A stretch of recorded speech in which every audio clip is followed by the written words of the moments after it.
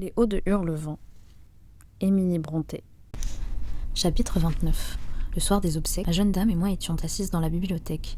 Tantôt nous rêvions avec tristesse, et l'une de nous avec désespoir, à la perte que nous venions de faire. Tantôt, nous hasardions des conjectures sur le sombre avenir. Nous venions de tomber d'accord que le sort le plus heureux pour Catherine serait d'être autorisée à continuer de résider à la grange, au moins durant la vie de Linton, avec permission pour celui-ci de l'y rejoindre, et pour moi d'y rester comme femme de charge. Cet arrangement nous semblait trop favorable pour que nous puissions espérer de le voir réalisé, et pourtant j'espérais. Je commençais à reprendre courage à la pensée de rester dans la maison, de conserver mon emploi et, par-dessus tout, ma bien-aimée jeune maîtresse. Quand un domestique, un de ceux qui étaient congédiés, mais qui n'était pas encore parti, entra précipitamment en disant que ce démon de Heathcliff traversait la cour. Devait-il lui fermer la porte au nez ? Si nous avions été assez folles pour vouloir recourir à ce procédé, nous n'en aurions pas eu le temps. Il ne prit pas la peine de frapper ou de s'annoncer. Il était le maître, et il se prévalait du privilège de maître pour entrer tout droit, sans dire un mot. Le son de la voix de notre informateur le guida vers la bibliothèque. Il y pénétra, et, faisant signe au domestique de sortir, ferma la porte. C'était la même pièce où il avait été introduit en août 18 ans auparavant. La même lune brillait à travers la fenêtre. Au dehors s'étendait le même paysage d'automne. Nous n'avions pas encore allumé de bougies, mais toute la chambre était éclairée. Même les portraits sur le mur, la tête splendide de Madame Linton et la gracieuse figure de son mari. Heathcliff s'avança vers le foyer. Le temps ne l'avait guère changé non plus. C'était le même homme, le visage sombre, un peu plus blême et plus composé, le corps un peu plus lourd peut-être, et voilà tout. Catherine s'était levée et avait fait un mouvement instinctif pour se sauver dehors quand elle l'avait aperçu. « Halte !» dit-il en l'arrêtant par le bras. « Plus d'escapades. Où iriez-vous ? Je suis venu vous chercher pour vous ramener à la maison. J'espère que vous serez une fille disciplinée et que vous ne pousserez plus mon fils à la désobéissance. J'ai été embarrassée pour le punir quand j'ai découvert la part qu'il avait prise à votre fuite. C'est une telle toile d'araignée qu'un pinceau l'anéantirait. Mais vous verrez à son air qu'il a reçu son compte. Je l'ai fait descendre un soir, avant-hier. Je l'ai simplement installé sur une chaise et je ne l'ai plus touché. J'ai renvoyé Ayrton et nous sommes restés seuls dans la chambre. Au plus de 2 heures, j'ai appelé Joseph pour le faire remonter. Depuis lors, ma présence produit sur ses nerfs l'effet d'un fantôme. Et je crois qu'il me voit souvent quand je ne suis pas là. Ayrton dit qu'il s'éveille en sursaut au milieu de la nuit, qu'il crie pendant des heures, qu'il vous appelle pour le protéger contre moi. Que votre précieux époux vous plaise ou non, il faut que vous veniez, c'est votre affaire maintenant. Je vous cède tout l'intérêt que je lui porte. Pourquoi ne pas laisser Catherine demeurer ici, plaidai-je, et ne pas lui envoyer maître Linton ? Comme vous les haïssez tous les deux, ils ne vous manqueront pas. Ils ne peuvent être qu'un fléau constant dans votre cœur dénaturé. Je cherche un locataire pour la grange, et j'ai besoin d'avoir mes enfants près de moi, bien certainement. De plus, cette jeune personne me doit ses services en échange de son pain. Je n'ai pas l'intention de l'entretenir dans le luxe et dans la paresse quand Linton ne sera plus là. Allons, dépêchez-vous de vous préparer, et ne m'obligez pas de vous contraindre. Je viendrai, dit Catherine. Linton est tout ce qui me reste à aimer au monde, et quoique vous n'ayez rien négligé pour nous rendre haïssables l'un à l'autre, vous ne pouvez pas nous forcer à nous haïr. Et je vous défie de lui faire du mal quand je serai là. Et je vous défie de me faire peur. Vous êtes un champion plein de jactance, répliqua Heathcliff. Mais je ne vous aime pas assez pour lui faire du mal. Vous aurez tous les bénéfices du tourment jusqu'à la fin. Ce n'est pas moi qui vous le rendrai odieux, c'est sa charmante nature elle-même. Votre désertion et ses conséquences l'ont rempli de fiel. N'attendez pas de remerciements pour votre noble dévouement. Je l'ai entendu tracer à Zillah un plaisant tableau de ce qu'il ferait s'il était aussi fort que moi. L'intention y est, et sa faiblesse même rendra son esprit ingénieux pour suppléer à la force qui lui manque. Je sais qu'il a mauvaise nature, c'est votre fils, mais je suis heureuse d'en avoir une meilleure pour lui pardonner. Puis je sais qu'il m'aime, et c'est pour ça que je l'aime. Monsieur Heathcliff, vous n'avez personne pour vous aimer, vous. Si misérable que vous nous rendiez, nous aurons toujours la revanche de penser que votre cruauté vient de votre misère encore plus grande. Car vous êtes misérable, n'est-il pas ? Seul, comme le démon, et envieux comme lui. Personne ne vous aime.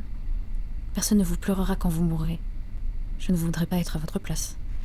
Catherine parlait avec une sorte de triomphe sinistre. Elle semblait avoir résolu d'entrer dans l'esprit de sa future famille et de tirer plaisir des chagrins de ses ennemis. « Vous vous repentirez, » dit son beau-père, « si vous restez ici 1 minute de plus. Dehors, sorcière, et prenez vos hardes. » Elle sortit avec un air méprisant. En son absence, j'entrepris de demander la place de Zillah à Hurlevent, offrant de lui céder la mienne, mais il ne voulut pas en entendre parler. Il m'enjoignit de me taire, puis, pour la première fois, il jeta un coup d'œil circulaire sur la pièce et regardait les portraits. Après avoir examiné celui de Madame Linton, il dit « Il faut que j'aie celui-là chez moi. Non que j'en ai besoin, mais... » Il se tourna brusquement vers le feu et continua avec ce que, faute de meilleurs mots, j'appellerais un sourire. « Je vais vous dire ce que j'ai fait hier. J'ai fait enlever par le fossoyeur qui creusait la tombe de Linton, la terre sur son cercueil à elle, et je l'ai ouvert. J'ai cru un instant que j'allais rester là quand j'avais revu sa figure. C'est encore sa figure. Le fossoyeur a eu du mal à me faire bouger, mais il m'a dit que l'air l'altérerait. Alors j'ai rendu libre un des côtés du cercueil, que j'ai ensuite recouvert. Pas le côté près de Linton, que le diable l'emporte. Son cercueil à lui, je voudrais qu'il eût été soudé au plomb. Puis, j'ai soudoyé le fossoyeur pour qu'il enlevât ce côté quand je serais couché là, et qu'il fasse subir la même opération à mon cercueil, que je ferai disposer en conséquence. Et alors, quand Linton viendra nous voir, il ne pourra plus s'y reconnaître. « Vous avez agi d'une façon indigne, monsieur Heathcliff, m'écriai-je. N'avez-vous pas honte de troubler les morts ? Je n'ai troublé personne, Ellie. Et je me suis procuré à moi-même quelques soulagements. Je vais à présent me sentir bien mieux, et vous aurez plus de chance de me maintenir sous terre quand j'y serai. L'avoir troublée ? Non, c'est elle qui m'a troublée, nuit et jour, pendant 18 ans, sans cesse, sans remords, jusqu'à la nuit dernière. Et la nuit dernière, j'ai été tranquille. J'ai rêvé que je dormais dans mon dernier sommeil à côté d'elle. Mon cœur, immobile contre le sien, et ma joue, glacée contre la sienne. Et si elle avait été réduite en poussière, ou pire encore, de quoi auriez-vous donc rêvé ? Que je me réduisais en poussière avec elle, et que j'étais encore plus heureux. Supposez-vous que je redoute un changement de cette nature ? Je m'attendais en soulevant le couvercle à une pareille transformation, mais je préfère qu'elle ne commence pas avant que je la partage. En outre, si je n'avais pas reçu l'impression nette de ses traits reposés, je n'aurais guère pu me débarrasser de cette étrange sensation. Elle est née d'une façon singulière. Vous savez que j'ai été comme un fou après sa mort. Éternellement, de l'aube jusqu'à l'aube, je la suppliais de m'envoyer son fantôme. Je crois fermement aux revenants. J'ai la conviction qu'ils peuvent exister et qu'ils existent au milieu de nous. Le jour de son enterrement, il y a eu une chute de neige. Le soir, j'allais au cimetière, le vent était glacial comme en hiver. Tout autour de moi était solitude.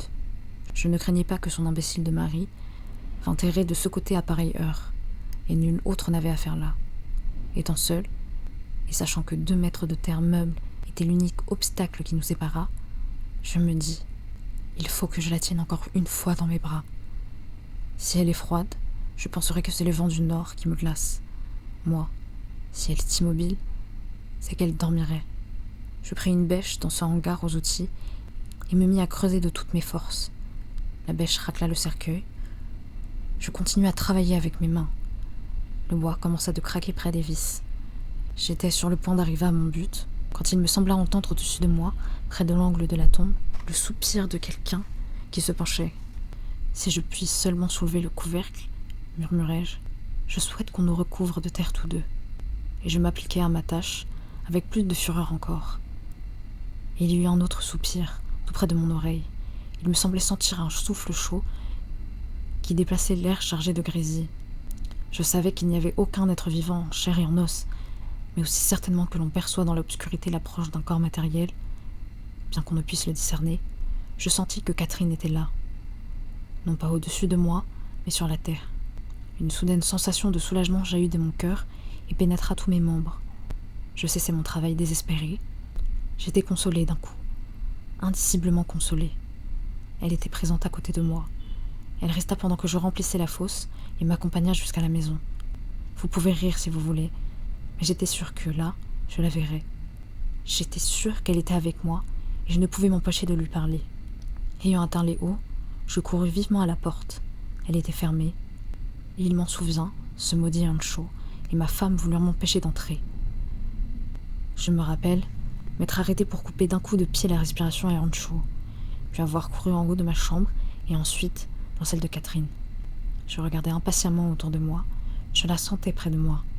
Je pouvais presque la voir. Et pourtant, je ne la voyais pas. J'ai dû alors avoir une sueur de sang. Tant était vive l'angoisse de mon désir, tant était ardent la ferveur de mes supplications pour l'apercevoir un instant seulement. Je ne l'ai pas aperçue. Elle s'est montrée pour moi ce qu'elle avait été souvent pendant sa vie, un démon. Et depuis lors, tantôt plus, Tantôt moins, je n'ai cessé d'être le jouet de cette torture intolérable, infernale, qui tient mes nerfs tellement tendus que s'ils n'eussent pas ressemblé à la corde à boyaux, il y a longtemps qu'ils seraient aussi flasques que ceux de Linton. Quand j'étais assis dans la salle avec Ayrton, il me semblait que, si je sortais, je la rencontrerais. Quand je me promenais dans la lande, que je la rencontrerais si je rentrais. Quand je quittais la maison, je me hâtais de revenir. Elle devait être quelque part là. Elle devait être quelque part à Hurlevent. J'en étais certain.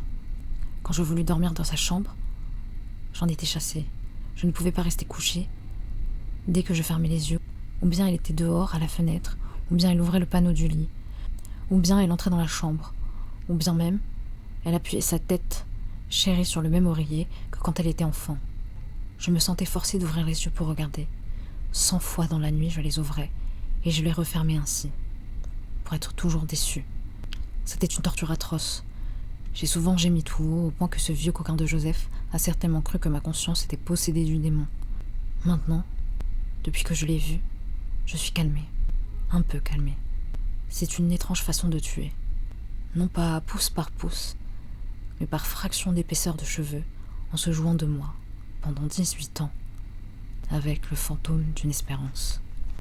Monsieur Heathcliff s'arrêta et s'essuya le front, où ses cheveux étaient collés, mouillés de sueur. Ses yeux étaient fixés sur les cendres rouges du feu.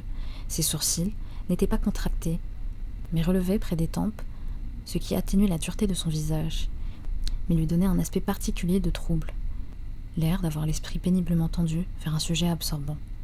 Il ne s'était qu'à moitié adressé à moi, et je gardai le silence. Je n'aimais pas à l'entendre parler. Après un court répit, il reprit sa méditation sur le portrait, le décrocha et l'appuya contre le sofa pour mieux le contempler. Pendant qu'il était ainsi occupé, Catherine entra, annonçant qu'elle serait prête dès que son poney sera scellé. « Envoyez cela là-bas demain, » me dit Heathcliff. Puis, se tournant vers elle, il ajouta : « Vous vous passerez de votre poney. Il fait une belle soirée, et vous n'aurez pas besoin de poney à Hurlevent pour les courses que vous aurez à y faire. Vos jambes suffiront. Venez. »« Au revoir, Hélène, » murmura ma chère petite maîtresse. Comme elle m'embrassait, je sentis que ses lèvres étaient froides comme la glace. « Venez me voir, Hélène, n'oubliez pas. »« Ayez soin de n'en rien faire, Madame Dean, » dit son nouveau père. « Quand je désirerai vous parler, je viendrai ici. Je n'ai pas besoin que vous veniez fureter chez moi. » Il lui fit signe de passer devant. Jetant derrière elle un regard qui me déchira le cœur, elle obéit. Je les observais par la fenêtre pendant qu'ils traversaient le jardin. Heathcliff mit le bras de Catherine sous le sien, bien qu'elle lui eût opposé d'abord une résistance manifeste, et il l'entraîna à grands pas dans l'allée, où bientôt les arbres les cachèrent.